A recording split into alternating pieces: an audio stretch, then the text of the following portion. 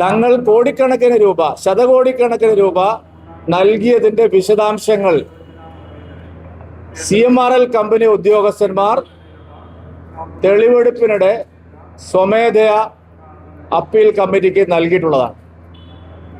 ആ കേസിലാണ് ശ്രീമാൻ പിണറായി വിജയന്റെ മകൾ വീണ വിജയന് ചെക്ക് വഴിയായിട്ട്, അതായത് DD ആയിട്ട് അവർ നൽകിയിട്ടുള്ള 1,76,00,000 രൂപയുടെ കണക്ക് വരുന്നത്. എന്നാൽ അതിനനുബന്ധമായി കേരളത്തിലെ പ്രധാനപ്പെട്ട പല രാഷ്ട്രീയ നേതാക്കൾക്കും CMRL കമ്പനി, കർത്തയുടെ കമ്പനി, ലക്ഷക്കണക്കിന് രൂപ അല്ലാതെയും നൽകിയിട്ടുണ്ട്. ഇതിനെ സംബന്ധിച്ചുള്ള അന്വേഷണമാണ് ED നടത്തുന്നത്.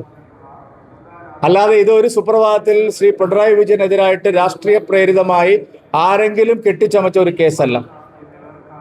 ആദായ നികുതി വകുപ്പ് കണ്ടെത്തിയ കേസാണ്. ആദായ നികുതി വകുപ്പിന്റെ അപ്പീൽ കമ്മിറ്റിക്ക് മുമ്പാകെ CMRL വ്യക്തമായ തെളിവുകളോടെ സമർപ്പിച്ചിട്ടുള്ള കണക്കുകളുടെ വിശദാംശങ്ങൾ തേടിയുള്ള അന്വേഷണമാണ്. ED അന്വേഷിക്കുന്നത് ആ പണം എങ്ങോട്ടൊക്കെ പോയി. വീണ വിജയന് ബാങ്ക് വഴി നൽകിയ 1,76,00,000 രൂപ മാത്രമല്ല EDയുടെ അന്വേഷണ പരിധിയിൽ വരേണ്ടത്. അതിനപ്പുറത്ത് കേരളത്തിലെ നിരവധി രാഷ്ട്രീയ നേതാക്കന്മാർക്ക് കോടാനുകോടി രൂപ ഇവരെന്തിനാണ് നൽകിയത്? വീണ വിജയന്റെ കമ്പനി എന്ത് ജോലി ചെയ്തിട്ടാണ് അവർ ഈ പ്രതിഫലം നൽകിയത്? വീണയുടെ മൊഴിയുണ്ടല്ലോ. ഒരു ജോലിയും ചെയ്യാതെയാണ് വീണ വിജയൻ ഈ പ്രതിഫലം, ഈ പണം വാങ്ങിയതെന്ന് അവർ തന്നെ സമ്മതിച്ചിട്ടുണ്ട്. ഇന്നലെ നിങ്ങൾ പല മാധ്യമങ്ങളിൽ റിപ്പോർട്ട് ചെയ്തതായി കണ്ടു. ED എഴുതി കൊടുത്തു, അവിടെ നിന്ന് ഒരു കാര്യവും കിട്ടിയിട്ടില്ല, ഒരു വിശദാംശങ്ങൾ കിട്ടിയിട്ടില്ല.